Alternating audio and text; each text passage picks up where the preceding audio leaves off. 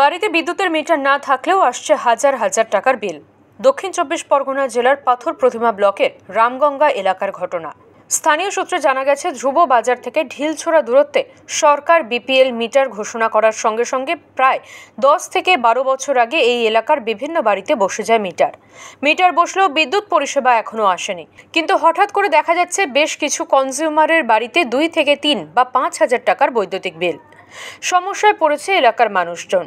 বিদ্যুৎ দফতরকে জানিয়ে কোনো কাজ না হওয়ায় শেষ পর্যন্ত এই এলাকার পঞ্চায়েত সমিতির সভাপতির দ্বারস্থ হন এলাকার মানুষেরা।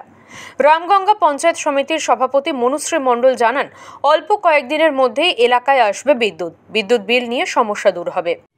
এটা আমরা দপ্তরের সঙ্গে আলোচনা করেছি, তো আমাদের স্থায়ী সমিতির মিটিংয়েও এটা উঠেছে এবং আমরা চেয়েছি যে ওটা খুব তাড়াতাড়ি 1 মাস 1.5 মাসের মধ্যেই ওটা যতটা সম্ভব আমরা কমপ্লিট করার চেষ্টা করব, ওখানে যাতে সবাই মিটার পেয়ে ভালোভাবে এটা বিদ্যুৎটা ব্যবহার করতে পারে, যাতে না হুকিং করতে হয় মানুষকে।